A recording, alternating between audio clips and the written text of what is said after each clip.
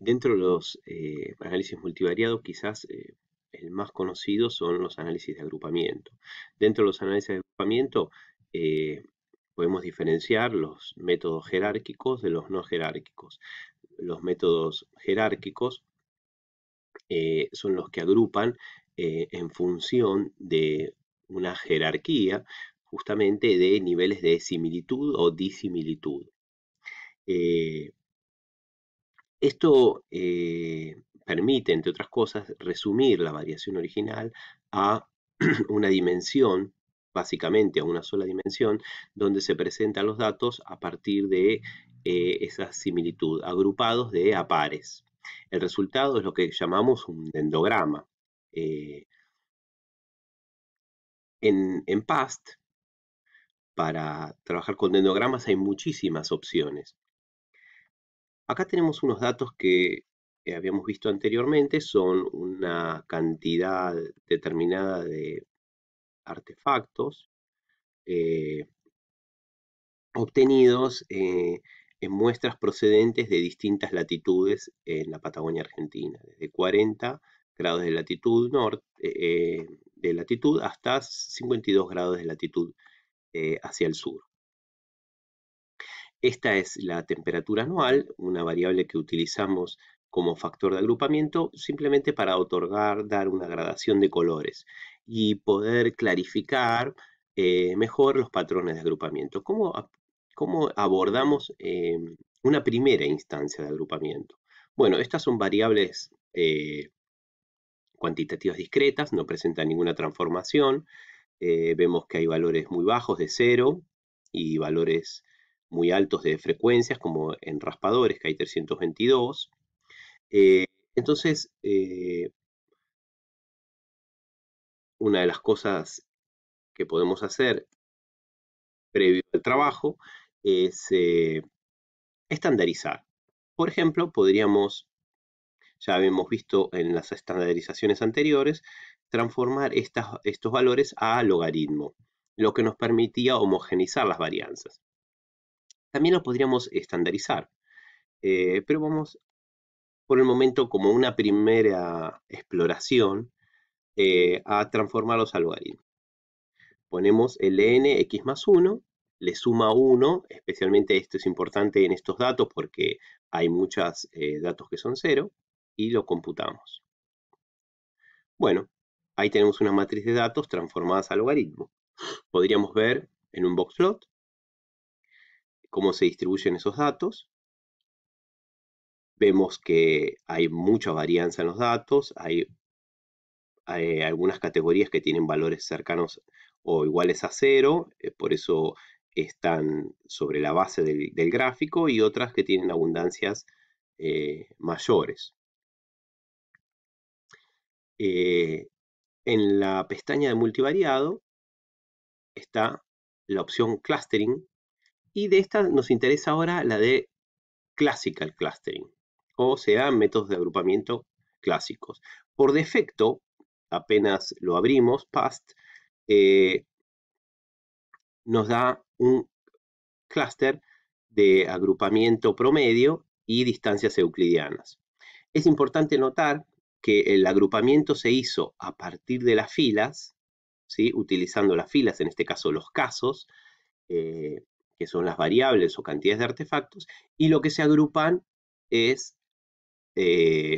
las distintas latitudes, ¿sí? Entonces, agrupamos a partir de las variables los casos o distintas latitudes. Acá vemos cómo corresponden a los distintos colores. Los valores más azules, oscuros, se corresponden a las latitudes con mayor temperatura, y los valores los casos con color más claro se corresponden a las latitudes con temperaturas más bajas.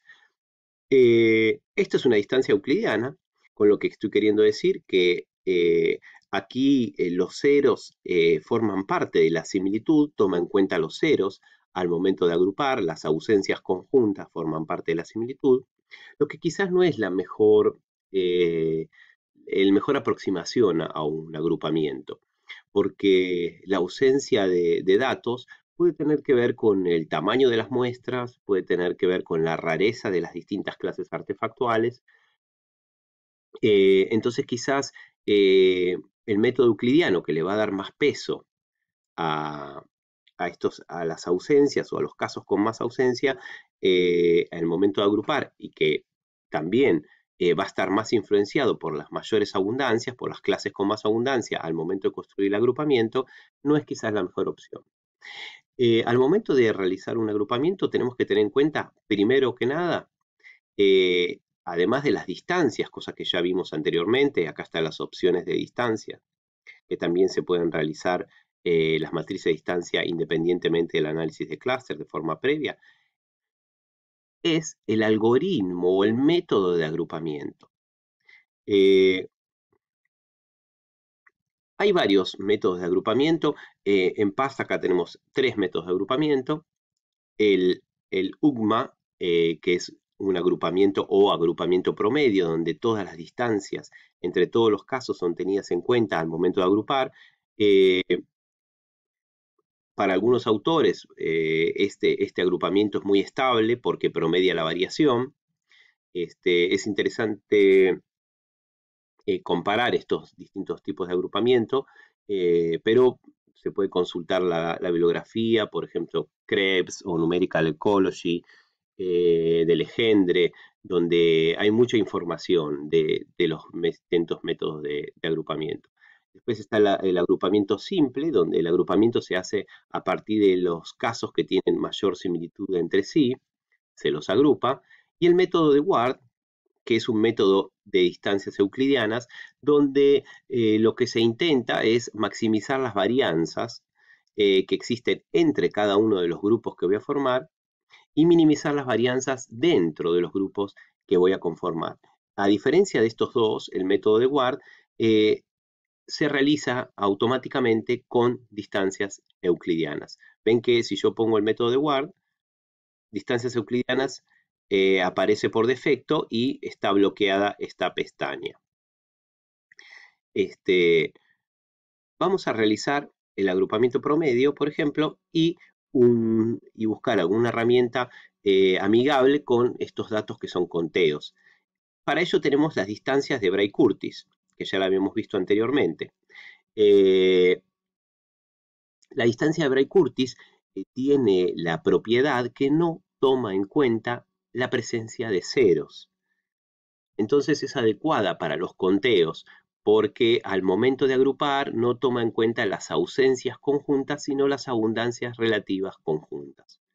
Es sensible a los valores altos, entonces es siempre conveniente aplicar alguna transformación. Vamos a recomputar esto para obtener un árbol realizado con datos de Bray-Curtis.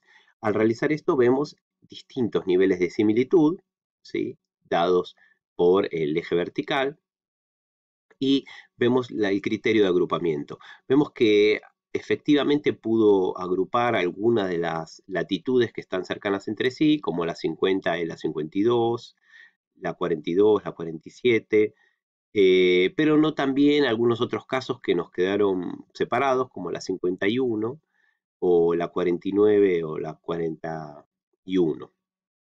De hecho, estos dos casos son muy diferentes entre sí. ¿Cómo leemos estas diferencias? Un criterio para medir las similitudes es utilizar alguna regla para cortar en algún punto, para diferenciar en algún punto los distintos niveles. Por ejemplo, 50 y 52 son los datos que presentan mayor nivel de similitud, ¿sí? Se han separado del árbol, están unidos a mayores niveles de similitud, como podemos ver en 0,82, mientras que, por ejemplo, 49 y 41, si bien son similares entre sí, se han separado del resto a un nivel de similitud muy bajo, ¿sí?, el más bajo de todos. O sea que este grupo es el más distinto en relación a este otro grupo que está acá. Mientras que 50 y 52 son los dos casos, por decirlo de una manera, más similares entre sí, seguidos luego por 47. ¿sí? Que se une a 50 y 52 en un nivel de similitud un poco más bajo. Entonces, a medida que nos alejamos de las ramas finales del árbol, del dendrograma, mejor dicho, lo que tenemos es niveles de similitud decrecientes. ¿Cómo evaluamos también esto en términos de su consistencia o su robustez? Bueno, hay distintos criterios. Un criterio es el remuestreo y otro criterio es el coeficiente de correlación cofenética. ¿Cómo funciona el remuestreo en este contexto?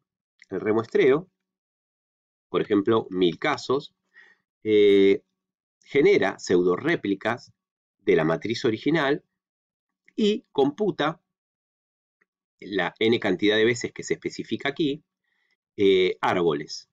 Estos árboles, estos dendrogramas, luego son comparados entre sí.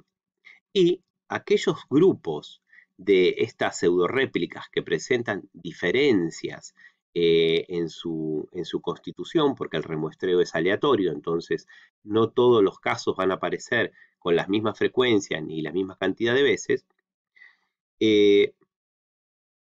estos grupos que se forman van a ser comparados entre sí. Aquellos grupos que son más robustos o más estables en términos del algoritmo que se empleó, van a aparecer más veces y van a tener valores más altos de remuestreo. Vamos a hacer el cómputo del remuestreo. Vemos aquí que, por ejemplo, el nivel de similitud, al nivel de similitud más bajo, encontramos la diferencia entre 49 y 41 y el resto. El 100% de las veces que se realizaron estos 1000 árboles, este grupo 49 y 41 apareció más semejante entre sí y más distinto al resto del grupo. Y acá vemos en las frecuencias porcentuales de los otros casos. Por ejemplo, un 62% de las veces este grupo apareció uno con otro siempre juntos en esta posición. Por lo que podríamos concluir que este grupo que está acá es el más robusto, mientras que otros que tienen valores más bajos son menos robustos. Otra forma de evaluar la consistencia y la confiabilidad de esta resolución dicotómica de este árbol es a partir del coeficiente de correlación cofenética. El coeficiente de correlación cofenética es la correlación que existe entre la matriz de distancia entre casos, en este caso la distancia de Bray-Curtis, y la matriz de datos original. Cuanto mayor sea la correlación, más similar es la resolución que nos presenta la matriz de distancia que seleccionamos en relación a los agrupamientos o a las distancias que se encontraban realmente entre casos. Vamos a ver en otros videos otras posibilidades de análisis y las diferencias que ocurren cuando utilizamos distintos métodos de distancia y distintos algoritmos para los mismos casos.